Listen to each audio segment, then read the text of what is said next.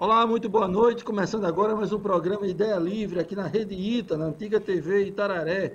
Hoje vamos entrevistar no centro do debate, esse hoje o debate virtual, o presidente do Tribunal de Contas do Estado, pela segunda vez, conselheiro Antônio Nominando Diniz. E como sempre acontece, vamos de imediato a um breve perfil do nosso convidado. Nominando Diniz Filho é natural do município de Princesa Isabel, no sertão da Paraíba. Médico pós-graduado em cardiologia. O novo presidente do Tribunal de Contas da Paraíba ingressou na corte em maio de 2003. Ele sucedeu o conselheiro Juarez Farias no quadro de indicações do Poder Legislativo, de onde veio depois de exercer o mandato de deputado estadual por 3 legislaturas. Na administração pública, foi coordenador de promoção de saúde individual e secretário regional de medicina social do INAMPS Paraíba, órgão do governo federal, além de secretário executivo de saúde do estado da Paraíba. O conselheiro Nominando Diniz assumiu a presidência do TCE pela segunda vez. O primeiro mandato foi no biênio 2009-2011. Na Corte de Contas paraibana, o conselheiro já exerceu os cargos de ouvidor do TCE e coordenador da Escola de Contas do TCE. Foi presidente da primeira e segunda Câmaras Deliberativas e também vice-presidente entre os anos de 2007 e 2009. Hoje, na bancada comigo, aqui no Ideia Livre, a economista e professora do IFPB, Laudiceia Araújo, e também o economista e sindicalista Antônio Pereira. Presidente Nominando, muito boa noite, prazer em tê-lo conosco aqui no Ideia Livre. Boa noite, Arimateia. Boa noite à professora Laudiceia Araújo e a Antônio Pereira. É uma satisfação, eu peço até desculpas por não ter estado presente, mas no início da administração sempre a presença é indispensável. Mas me sinto feliz e estou à sua disposição. Presidente, logo que comentei que o senhor seria entrevistado no Ideia Livre, me pediram para fazer uma pergunta que me parece oportuna, até para ser didático com os nossos telespectadores e internautas. Por que somente o governo do Estado, a Prefeitura de Campinas, de João Pessoa, e me parece 2 outras cidades, têm as prestações de contas individualizadas por secretarias? Isso é uma opção dos gestores ou existe algum diploma legal nesse sentido? Isso depende muito da Constituição, no caso estadual e das leis orgânicas do município. No caso do estado da Paraíba, Sua Excelência o governador não ordena despesa. Então, muitas vezes, quando se observa que o governador autorizou ordem de serviço, isso é apenas pro forma, porque não é ele que autoriza ordem de serviço, homologa licitações, autoriza despesa, assina cheques ou ordem de pagamento, porque foi uma opção na Constituição do Estado da Paraíba que previu que o governador era apenas chefe do Poder Executivo e que os demais secretários, presidentes de autarquias, da administração indireta, fundações, etc., seriam os ordenadores de despesa. Mesmo assim, o município de João Pessoa e o município de Campina Grande fizeram esta opção. Se um outro município quiser também ter o seu chefe do Poder Executivo apenas como chefe de governo, ele terá de alterar a sua lei orgânica, definindo quem serão os organizadores de despesa. No caso de Campina Grande, parece-me que são várias secretarias, mas apenas 4 secretários são ordenadores de despesa, que é saúde, educação, eu agora não me lembro se é assistência social, não me lembro se é o chefe de gabinete que é responsável, pelas demais despesas do município de Campina Grande. Finanças. Professor Obser, muito boa noite, prazer em tê-lo conosco. Boa noite, Arimateia Souza, boa noite, Antônio Pereira, boa noite, presidente nominando, agradecer pelo convite. Presidente, o senhor assumiu agora, recentemente, e no ano passado, o Tribunal de Contas ele fez um planejamento estratégico e identificou algumas áreas que precisam ser melhor trabalhadas no âmbito do Tribunal de Contas, que foi uma dependência em relação ao uso de tecnologias externas e uma maior aproximação com a sociedade civil. Eu lhe pergunto, quais são as ações que o senhor pretende implementar nesses 2 anos de gestão para melhorar nesses 2 aspectos que foram identificados como possíveis ameaças a um bom desempenho do Tribunal de Contas do Estado? Professor, é uma satisfação participar com a senhora deste programa, comandado por Arimateia. O Tribunal de Contas tem um histórico de continuidade administrativa, o que deveria ser uma praxe em todo órgão público, quer seja prefeituras, Estado, enfim, porque a continuidade administrativa ela não está escrita textualmente no texto constitucional, mas nada mais é do que a impessoalidade do cargo, da função.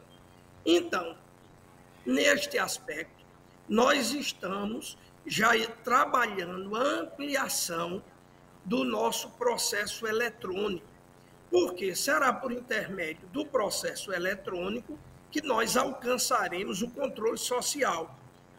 Não existe nada mais importante para um Tribunal de Contas do que esta relação com a sociedade. E esta relação, ela só será possível se a sociedade tiver pleno conhecimento da aplicação dos recursos públicos. E por que eu falo isso, professor? Porque foi na minha primeira gestão que nós introduzimos o processo eletrônico. Foi na minha primeira gestão que nós introduzimos o diário eletrônico. Foi na minha primeira gestão que nós colocamos o georreferenciamento em funcionamento. E, portanto, existem determinados sistemas que nós utilizamos internamente que a sociedade não tem acesso. E isso será, sem sombra de dúvida, um dos pontos que eu pretendo implementar, que é colocar que esses sistemas possam ser acessados pela sociedade. Vou dar um exemplo à senhora e a todos os telespectadores. Se o jornalista Arimateia Souza tivesse acesso a alguns dos sistemas que nós temos, ele poderia fazer uma entrevista mais interativa do que estamos tendo.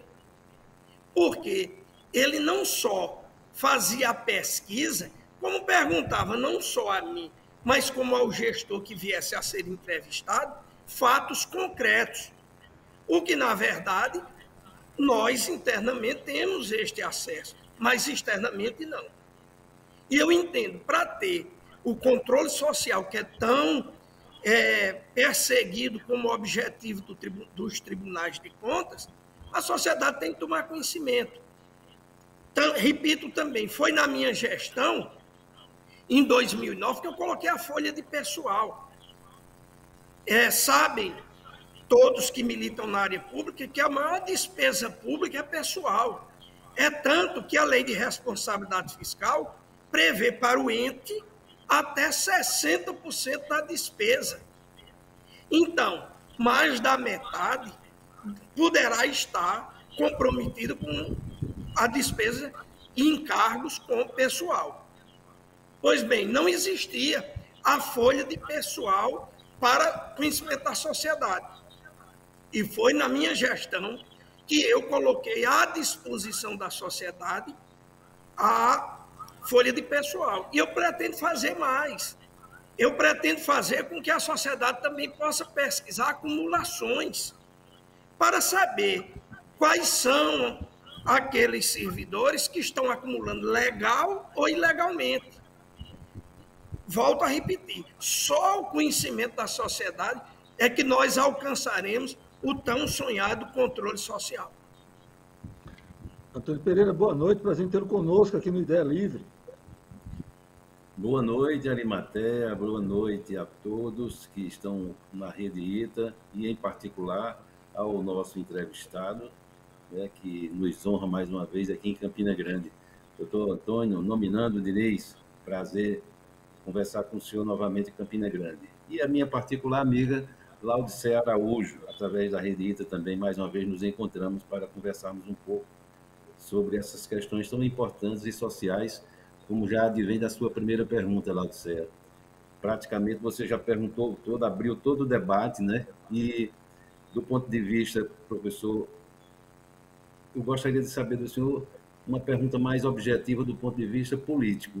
Vou abrir com essa participação, que o senhor é um homem público, já foi deputado estadual e entende muito bem a linguagem do que é ser político e do que é ser um homem na posição que o senhor está como técnico e, evidentemente, saberá responder com a melhor maneira possível. Eu, hoje de manhã, fui surpreendido, tentando encontrar alguns detalhes, sobre uma proposta que está na Assembleia Legislativa, que trata da questão da emenda Tião Gomes, que é exatamente aquela que prevê, mais uma vez, que deverá ser indicado pela Assembleia Legislativa mais uma pessoa, mais um conselheiro que possa advir daquela instituição importantíssima, sem dúvida nenhuma. Mas eu fiquei admirado foi porque me pareceu algo mais dramático e mais grave do que eu imaginava. Porque é que tem que ser de 65 a 70 anos. Ficou parecendo algo assim muito corporativo, ficou parecendo algo como se apropriasse do Tribunal de Contas para as suas políticas pessoais, para as políticas de um interesse muito corporativo, muito pessoal. Então, eu gostaria de saber do senhor qual a sua ideia que o senhor tem, ou se é que o senhor pode opinar a respeito dessa matéria, né? Respeitando a autoridade da corporação Assembleia Legislativa. O que é que isso pode significar para esse trabalho tão importante que o senhor acabou de falar sobre o controle social? Por que é que o controle social não consegue chegar na Assembleia Legislativa? É uma indagação. Agradeço a sua presença, você que é um dos grandes lutadores pelo fisco da Paraíba. Na verdade, a Constituição Federal, ela previa que aos 70 anos de idade você se aposentaria pela compulsória. E como também prevê a Constituição Federal, que para você se aposentar no cargo de conselheiro, você tem de ter no mínimo 5 anos de atividade no tribunal.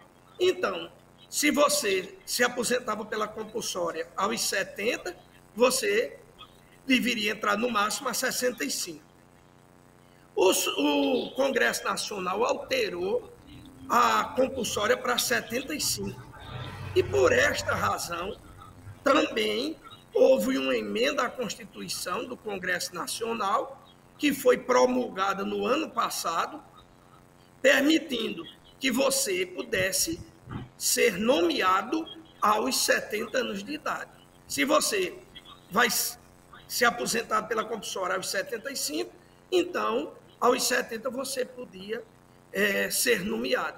Então, foi por essa razão, eu acredito, eu não tinha esse conhecimento, que a Assembleia Legislativa fez a adequação à Constituição Estadual, porque houve, no ano passado, eu acredito, em setembro do ano passado, houve a promulgação desta emenda à Constituição dos 70 anos.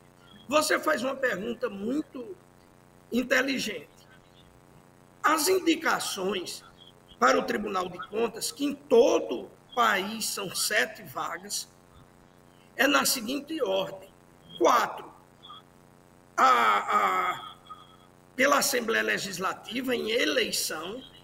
É bom que se diga que qualquer cidadão poderá concorrer, desde que tenha os critérios que a Constituição Federal, no seu artigo 73, ela prevê. Se você tiver aquelas aquelas exigências, você pode concorrer. Eu sei, e aqui não me faço de rogado, que não é fácil. Tem a questão da defesa de corpo, dos órgãos, evidentemente. Mas é facultado a qualquer cidadão que tenha aquelas exigências legais poder concorrer. É indicação exclusiva do governador, ele nem precisa submeter à Assembleia Legislativa, e 2, são escolhidos dentre auditor de contas públicas, ou melhor, auditor substituto de conselheiro e procuradores do Ministério Público de Contas, revezando-se, uma vez vai o auditor, outra vai o procurador.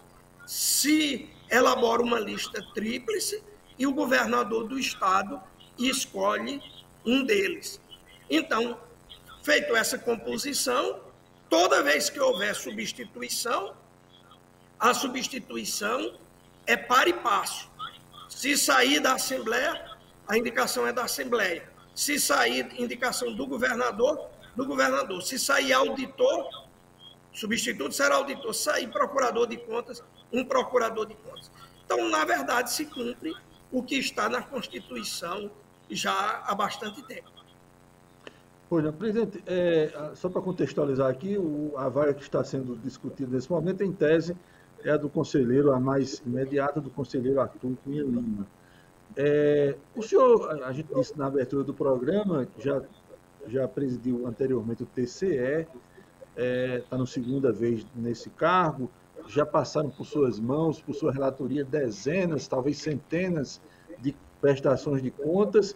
Esse percentual que o senhor mencionou há pouco, de 60% como limite constitucional para gastos com pessoal, é razoável, é o recomendável, ou sua experiência nesse período recomendaria algum tipo de mudança, de revisão desse percentual? É excelente sua pergunta, Arimatea. Vamos fazer uma retrospectiva. Antes da lei de responsabilidade fiscal, você se lembra que muitas vezes os governantes, aqui eu não estou me referindo pessoalmente a ninguém, mas de forma geral, quando não ganhava as eleições, não tinha reeleição naquela época, mas era o seu candidato, eles praticavam uma série de absurdos para que o sucessor recebesse uma administração totalmente comprometida e impossível de se administrar. O objetivo da lei de responsabilidade fiscal, está aí o nome, responsabilidade fiscal, foi para colocar amarras na gestão de quem sai e facilitar a gestão de quem entra. Então, entre vários assuntos que a lei de responsabilidade fiscal aborda, que é receita, despesa de uma forma geral, despesa de pessoal, despesas continuadas, empréstimos, operação de crédito, transferências voluntárias, previdência social, calamidade pública, enfim, é uma gama de ações no âmbito fiscal que a lei de responsabilidade fiscal começou a colocar parâmetros para se fazer esse tipo de relação administrativa. O artigo 19 da lei de responsabilidade fiscal, que trata do ente federado, país, estado e municípios, prevê no governo federal até 50% de despesa com despesa de pessoal e encargos. Os encargos envolvem contribuições previdenciárias. Pois bem, nos governos estaduais e municipais, até 60%. Aí ela vai detalhar no artigo 20 em relação a os poderes e órgãos. eu vou falar porque nós estamos falando para toda uma sociedade, não especificamente para a professora, nem para Antônio Pereira. Os poderes são executivo, legislativo e judiciários. E os órgãos, Tribunal de Contas, Ministério Público e Defensoria Pública. Pois bem, a Lei de Responsabilidade Fiscal, ela detalhou nos diversos planos como seria esta despesa para cada um dos poderes ou órgãos. No caso do Tribunal de Contas, nós temos 1,1% da despesa corrente líquida. A Assembleia Legislativa completa os 3%. O Judiciário tem 6% da receita corrente líquida. O Ministério Público, 2%. E o governo do Estado tem 54%. Na soma geral, tem 49%. Para na soma geral, 54% é a prefeitura. Na soma geral formal, os 60%. No município, 6% é a Câmara Municipal e 54% a Prefeitura Municipal, porque lá não tem judiciário, nem os órgãos que atuam apoiando o Poder Judiciário. Se você me pergunta se deveria haver uma diminuição, eu digo que sim. O que acontece é a falta de continuidade. A Lei de Responsabilidade Fiscal é do ano 2000. Algumas alterações foram feitas, mas não foram feitas alterações, digamos assim, substancialmente para combater a contratação por excesso, aquela contratação sem concurso, porque a Constituição diz que a porta de entrada é a porta do concurso público. No entanto, no próprio artigo 37 da Constituição Federal, abre um espaço para o contrato por excepcional interesse público. E é nesta linha que, como presidente do Tribunal de Contas, eu vou começar a trabalhar fortemente, porque é preciso se justificar a contratação. O Supremo Tribunal Federal já decidiu a quarentena. Então, se você cumpre o que prevê a lei do município, porque não poderá haver contratação por excepcional interesse público ou contratos temporários, sem haver lei que discipline.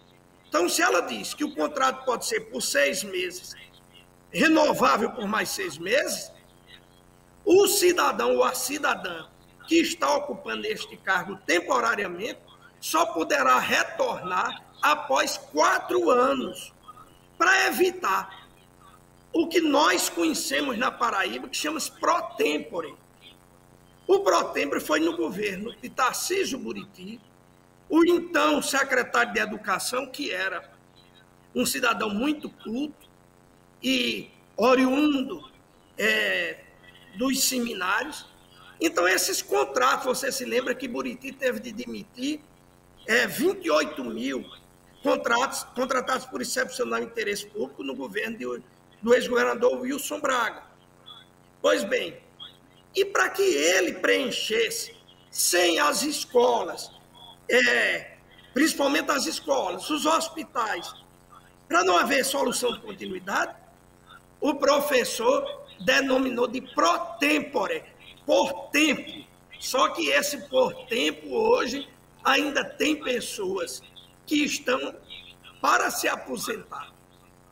Então, nós vamos atuar fortemente. Isso você não tenha dúvida. Nós vamos começar orientando. Nós vamos fazer um evento com a desembargadora, a doutora Fátima Maranhão, agora em maio, e o Ministério Público Estadual, inicialmente para orientar.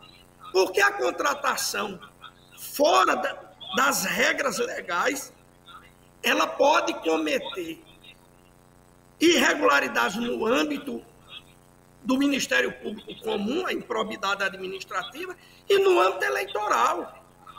Poderá ficar inelegível. Então, inicialmente, nós vamos orientar para depois iniciarmos o combate efetivo a esse tipo de contratação. E por que escolhemos este ano? Porque não tem eleição. E não tendo eleição, ninguém poderá fazer qualquer ilação que nós estaríamos direcionando as ações do Tribunal de Contas, do Tribunal Eleitoral, do Ministério Público, para beneficiar ou prejudicar quem quer que seja.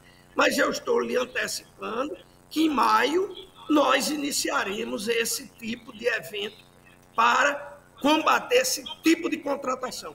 E olhe, Arimateia, a professora Laudicéia e Antônio Pereira, eu digo até sem medo de errar. Muitas eleições estão sendo decididas em nível municipal, principalmente, graças a esses contratos por excepcional interesse público. Professor Laudicéia. Presidente, o senhor tocou numa questão muito importante, que é em relação à orientação.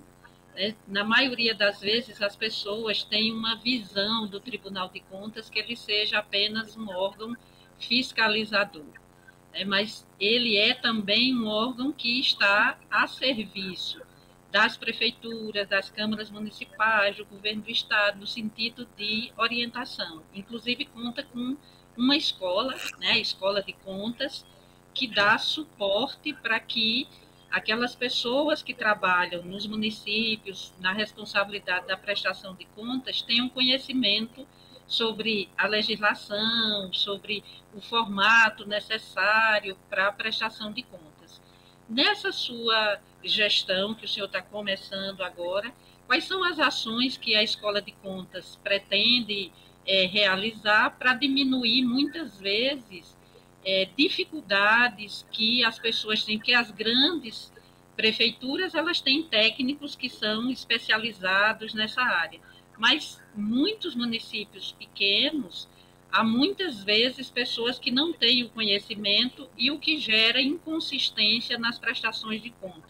Então, quais seriam as ações para melhorar na prestação de contas e, inclusive, diminuir possíveis danos ao patrimônio público a partir desse conhecimento? Professora, muito boa a pergunta da senhora. A semana que passou, nós iniciamos mais um programa de capacitação de gestores públicos. Nós abrimos para que os gestores públicos se inscrevessem e, a partir daí, poder ser capacitado. Como eu pretendo fazer? Eu pretendo, em 3 linhas, manter sempre este curso de capacitação, que quando conclui um, começa o outro. Segundo, partirmos para cursos extras, aí abro um parênteses para dizer, o curso de capacitação que está na nossa programação é gratuito, mas os cursos extras, eu vou convidar quem deseja capacitar seus profissionais, dividir as despesas com o Tribunal de Contas, porque todos nós vivemos sobre a égide de um orçamento. E o orçamento ele tem de ser cumprido rigorosamente naquilo que foi aprovado pela Assembleia Legislativa. E o terceiro é procurar as instituições de ensino superior, como o Instituto Federal, que na minha época, quando eu fui presidente, nós firmamos um convênio que o Instituto Federal, a senhora é de Campina Grande ou de João Pessoa? Sou do campus de Campina Grande. Campina Grande. Nós fizemos aqui, em João Pessoa, nós dávamos aqueles computadores que, digamos, o tribunal já não estava mais usando, era porque sempre a gente renova o nosso parque tecnológico, e eles reciclavam aqueles computadores, porque tem programa, eu até acredito que em Campina Grande é possível que tenha, de distribuição e treinamento nas periferias, naquelas pessoas que têm mais dificuldade em ter um computador. E, em contrapartida, nós receberíamos do Instituto Federal apoio na área de tecnologia, que não preciso dizer da importância do Instituto Federal. E realizamos isso em Campina Grande. Eu vou dar um exemplo. Marlene era reitora da Universidade Estadual. Por muito esforço e trabalho dela, ela conseguiu que o MEC autorizasse uma turma de administração pública, que me parece, eu falei até com a atual reitora, que ela me disse que este curso continua a ser ministrado na Universidade Estadual de Campina Grande. Naquela época, nós convidamos a FAMUP, que é a Federação dos Municípios, para distribuirmos as vagas. Fizemos primeiro a classificação das exigências que os municípios deveriam ter, deveria ser servidor público efetivo, deveria estudar em escola, ter estudado em escola pública, enfim, classificamos as exigências para que os servidores que também têm dificuldade em cursar, sem necessidade de vestibular, passassem a cursar na Universidade Estadual de Campina Grande. E isso foram capacitados em nível superior vários alunos. Conversei com a reitora, ela disse que, inclusive, vinha até o tribunal para tratarmos desses e outros assuntos, e assim vou procurar. São 3 linhas. Manter de forma gratuita o que já existe, abrir o espaço. Digamos, a Prefeitura Municipal de Campina Grande está precisando treinar na nova lei de licitações que entra no mês de abril. Aí pede ao tribunal. Nós reconhecemos a importância do município de Campina Grande. Eu vou conversar com Sua Excelência o prefeito, qual a maneira que ele pode contribuir. Nós temos no tribunal um fundo para investir nas ações técnicas do tribunal. Não é para pagar pessoal, é nas ações técnicas. Pois bem, porque aí são cursos extras que não estão na grade já que foi traçada pela Escola de Contas, e o terceiro é procurar as instituições de nível superior para ampliarmos este leque, quer seja para os nossos servidores e, quiçá, para servidores de outros municípios. Pereira. Professor, estou gostando demais. O senhor está dando um baile aqui nas informações, que conhece toda a liturgia do cargo e, não só isso, o conhecimento profundo sobre a matéria. Eu apenas aqui fico feliz e gostaria muito de conversar com o senhor no sentido de ser o mais popular possível. Quando o senhor fala em controle social, não é? Quando o senhor fala em controle social, esse é o sonho de qualquer administrador que todos alcancem. Nesse sentido, eu vou só fazer uma breve informação. Eu passei nesta semana numa obra aqui em Campina Grande, que há um comentário e há uma realidade visual que nos assombra. Ou seja, você imagina que deve ter alguma coisa que não está certo naquele processo.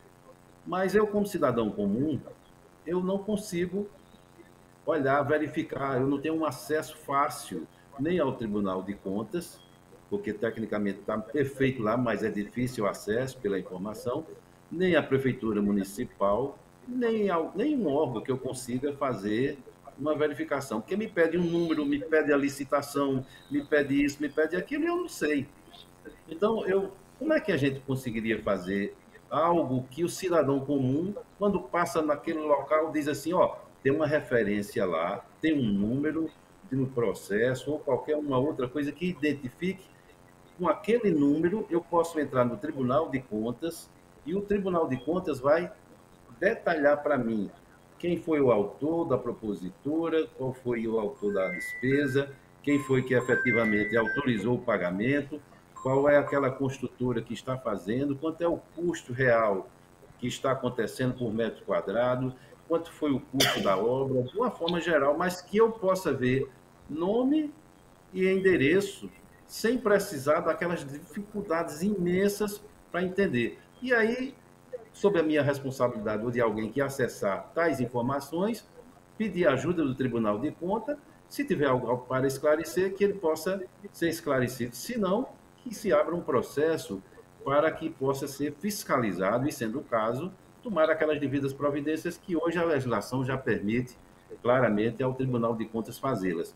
Mas há uma distância, no meu entendimento, me perdoe se eu estiver errado, longa entre o que já está posto, o que já está na escola, que o técnico já sabe, que o prefeito já sabe, que o vereador já sabe, e eu, cidadão comum, que não tenho a menor ideia, só tenho a ideia de que eu paguei a conta e não sei se aquilo está sendo bem administrado. Por exemplo, uma escola, não é? Uma escola no bairro Jeremias, aqui em Campina Grande. Digamos que qualquer uma das instituições construa essa escola aqui, seja municipal, seja estadual ou federal. Eu tenho interesse porque eu tenho um filho lá, mas eu não sei se aquela obra realmente está à altura, tanto do ponto de vista econômico, tanto do ponto de vista social, quanto do ponto de vista da economicidade, se a Câmara de Vereadores aprovou uma lei que, de fato, é uma lei que restringe dificuldades financeiras, ou ela se aprovou para beneficiar determinados grupos. Eu não tenho esse acesso, então acho que o senhor me compreendeu. Eu gostaria muito que o senhor falasse para todos nós qual é a chance que a gente tem de ter essa ampliação mais simplória, mas com possibilidade de responsabilidade sobre nossa cidadania. Antônio Pereira, é muito bom a gente participar de uma entrevista com pessoas inteligentes, né? Arimatea, você, a professora, a sua pergunta é fundamental. Quando eu assumi, agora pela segunda vez, toda segunda, eu reúno as 4 diretorias, eram 3 diretorias. Nós estamos vivendo na era da tecnologia. Então, eu criei, agora já, o governador já sancionou, a 4ª diretoria, você vê, um órgão desse, que atende o estado inteiro. Nós temos apenas 4 diretorias. Eu criei agora a de tecnologia. E mantive o mesmo diretor, que não era diretor, era assessor de tecnologia como diretor. Todos eles são do quadro, concurso público, pois bem. E eu disse a ele, é do Wilson, que é de Campina Grande, viu?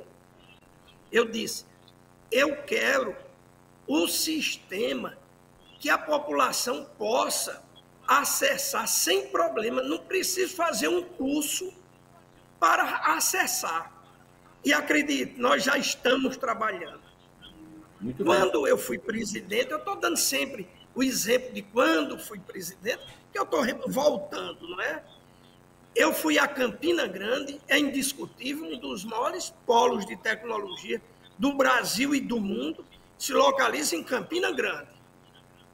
Fui procurado, fui atendido pelo reitor, na época, Thompson Maris, e nós celebramos um convênio, e por um preço que em canto nenhum do mundo se faria, a universidade fez o georreferenciamento. Acontece que as administrações foram entendendo que precisava melhorar alguns aspectos no geo, mas em vez de chamar quem tinha sido pai da criança, permitiu que outros técnicos, não estou discutindo a capacidade, mas que não conhecia o sistema e vai conhecer à medida que começa a manusear. E praticamente travou. E quando foi o conselheiro Fernando Catão, agora presidente, retomou o convênio com a Universidade de Campina Grande, e eu tive a semana passada, eu tive um encontro com eles e ficou definido que no mês de março o georreferenciamento ficará pronto. E é exatamente para atender o que você deseja. Coisas simples para a população, que deixa as dificuldades com os técnicos internamente, mas que a população, eu quero ver em Campina Grande, ele passa no Jeremias, toda obra tem de ter uma placa, isso é determinação legal, ele anota dados da placa e vai entrar no sistema. Prefeitura de Campina Grande, obras, lá deve ter o número, ele coloca o número e vai vir planilhas, medição, fotografia e georreferenciamento. Perfeito. Isso é Campina Grande que está nos oferecendo. Então, eu estou renovando com a Universidade Federal de Campina Grande todo este trabalho, porque para nós é fundamental. E quero lhe dizer que este programa eu já consegui transmitir para outros estados. O professor Cláudio, que fez esse georreferenciamento, hoje ele presta assistência no Acre, porque o Tribunal de Contas do Acre, acompanhando a nossa evolução, esteve aqui e nós fomos a Campina Grande. Houve o contato e a celebração do contrato com a Universidade de Campina Grande. Só que o foco lá no Acre foi meio ambiente, absolutamente compreensível por conta da floresta amazônica, né? Então, tudo isso que você disse é uma verdade cristalina. Nós estaremos também colocando no ar, desta vez, com a Universidade Federal da Paraíba, em março, o conhecido Turmalina. O Turmalina, ele vai dizer para a sociedade quais são os portais que estão ou não atualizados e quais são os itens que faltam ser atualizados. Como disse a professora Laudicea, inicialmente nós vamos notificá-lo como alerta, depois passaremos a multar, porque a sociedade precisa ter conhecimento. Como disse Antônio Pereira, somos nós que pagamos, eles pagam o meu salário. Então, nós temos de trabalhar com visão de sociedade. E esse é meu grande desafio e meu grande objetivo. Presidente, Parabéns. Eu queria voltar à questão do pessoal, que me parece muito relevante, porque é fato que em algumas prefeituras, alguns serviços que essas municipalidades oferecem não funcionam no presente sem a questão dos prestadores de serviço. E eu perguntaria como fazer um recorte justo entre o que é indispensável como prestadores de serviços e o que é abusivo igualmente com prestadores de serviços. Muito bem, a Constituição é clara. Prestador de serviço tem de ser na área de saúde e educação. Então, se você contrata gari como prestador de serviço, não é possível. Você pode fazer um contrato legalmente, um processo licitatório, de conhecimento público, com a participação do maior número de empresas que tenha regularidade fiscal, que tenha idoneidade para celebrar contrato com órgãos públicos, que tenha estrutura. Quem não sabe que muitas vezes se contrata uma empresa para fazer coleta de lixo ou uma determinadas obras que não tem um servidor na sua folha. Isso não é difícil de ver, não.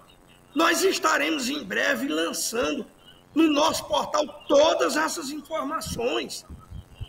Pois bem, então é preciso que a empresa tenha condições. Aí ela vai lá, concorre e o município paga a coleta de resíduos sólidos.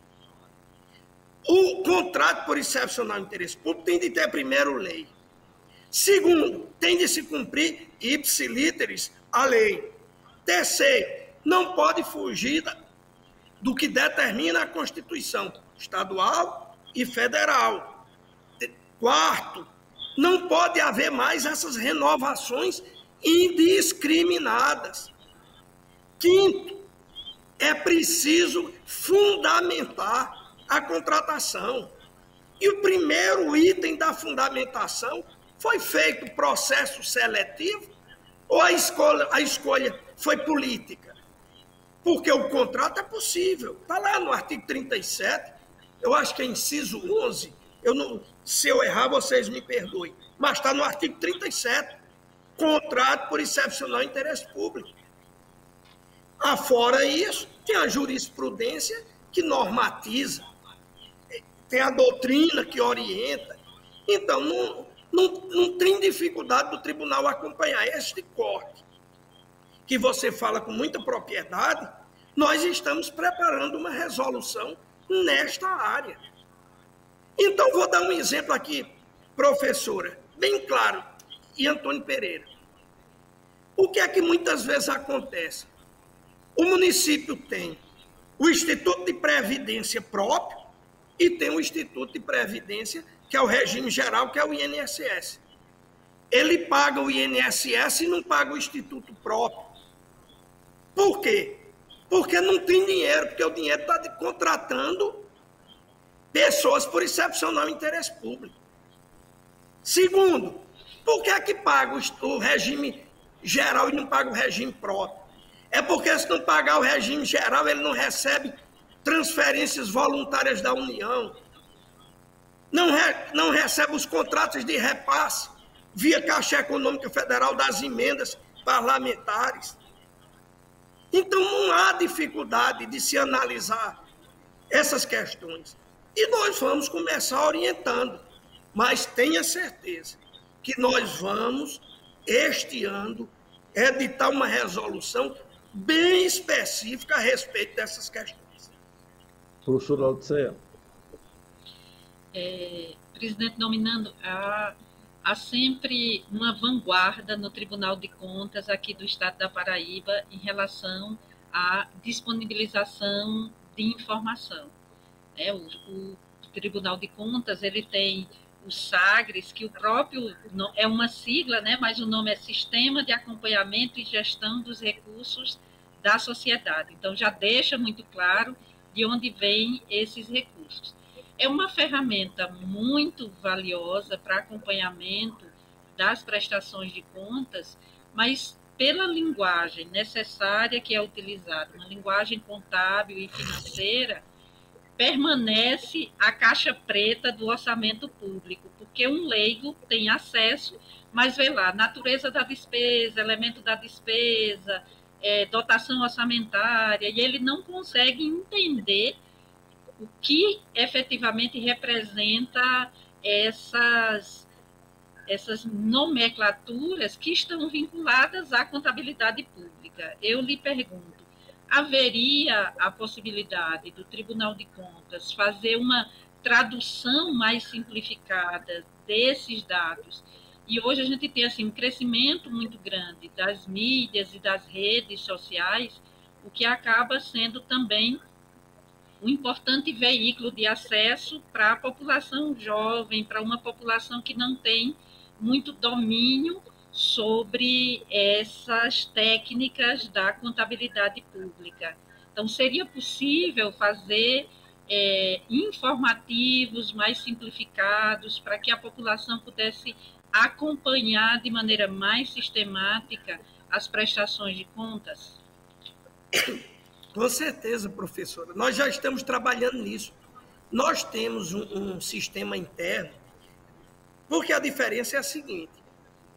O SAGRES que a sociedade acessa, ele é um SAGRES estático. As consultas, eles são pontuais.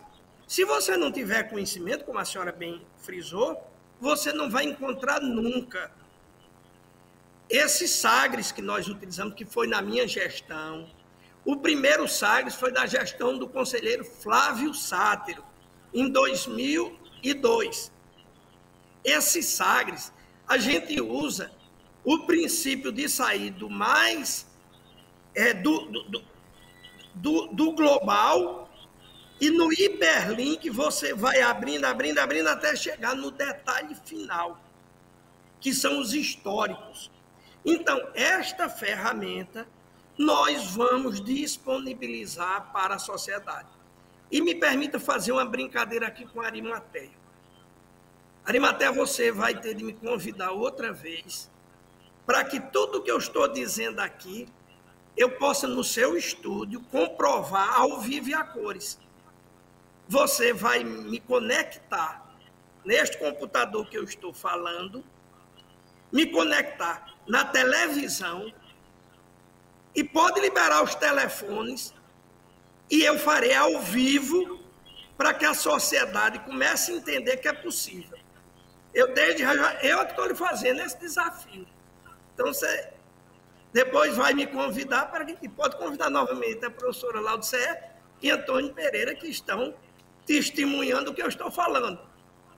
E nós faremos novamente uma entrevista interativa e colocando a sociedade.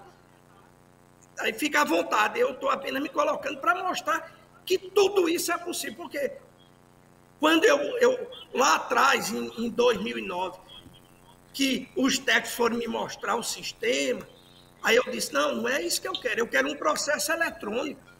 Eu estou próximo de 2010. Nós estamos em plena atividade tecnológica. E quero lhe dizer e fazer justiça, Arimateia.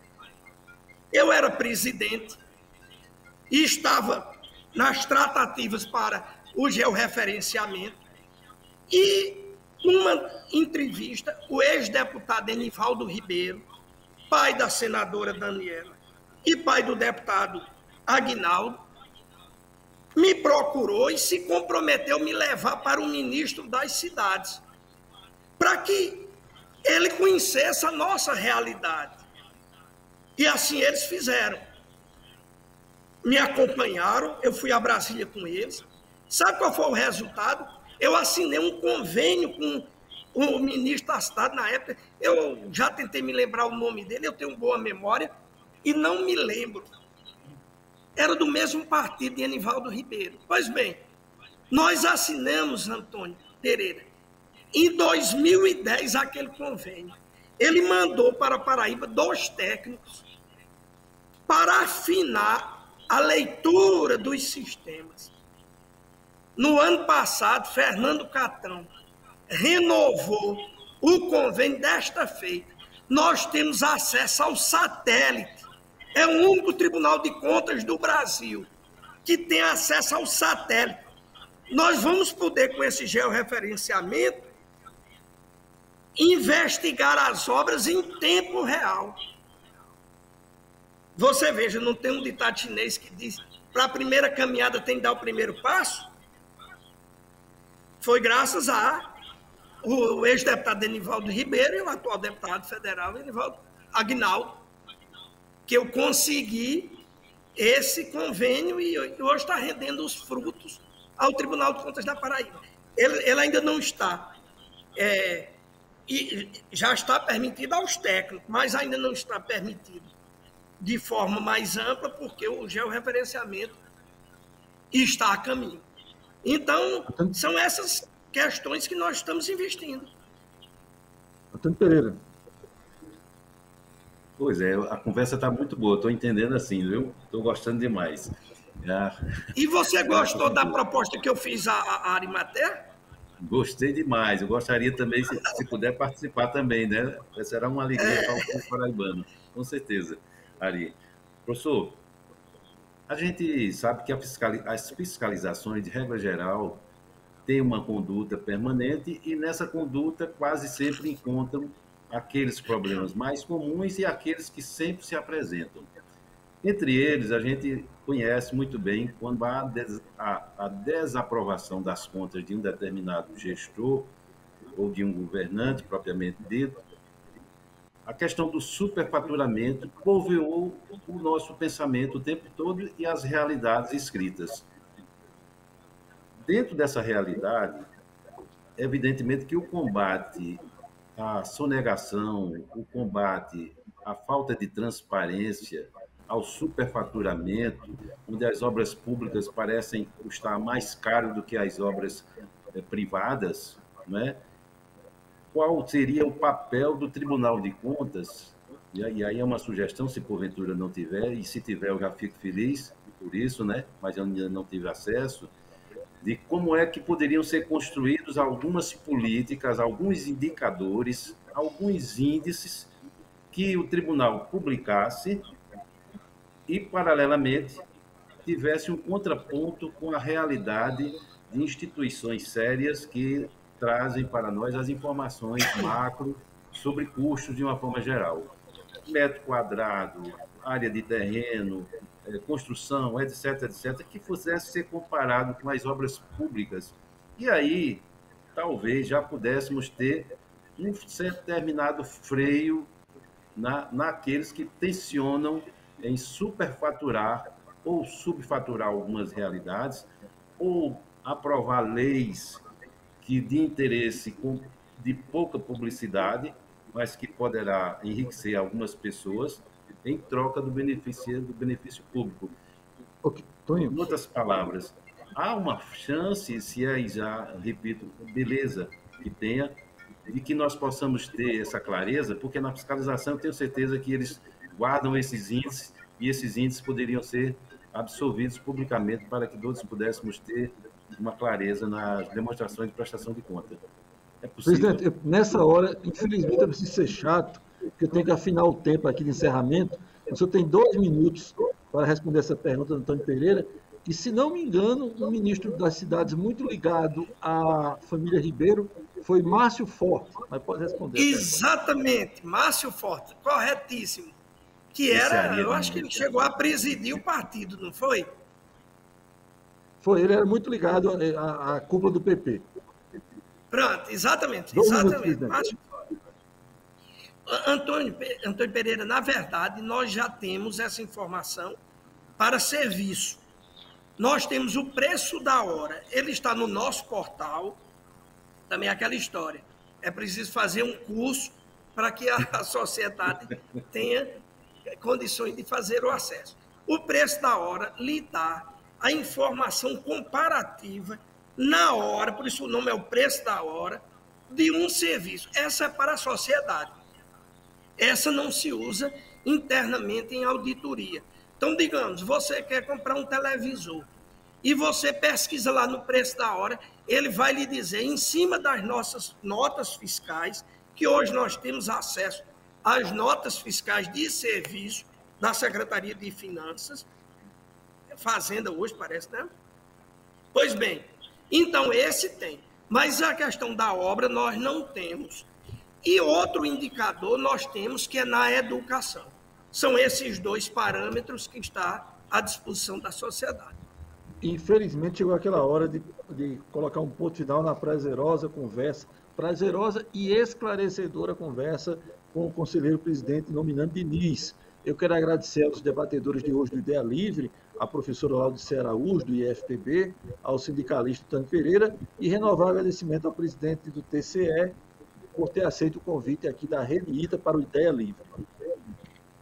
Estou sempre à sua disposição, Arimatea. O agradecimento derradeiro vai para você, telespectador. Terça-feira que vem, logo após o Jornal da Cultura, outro Ideia Livre. Até lá.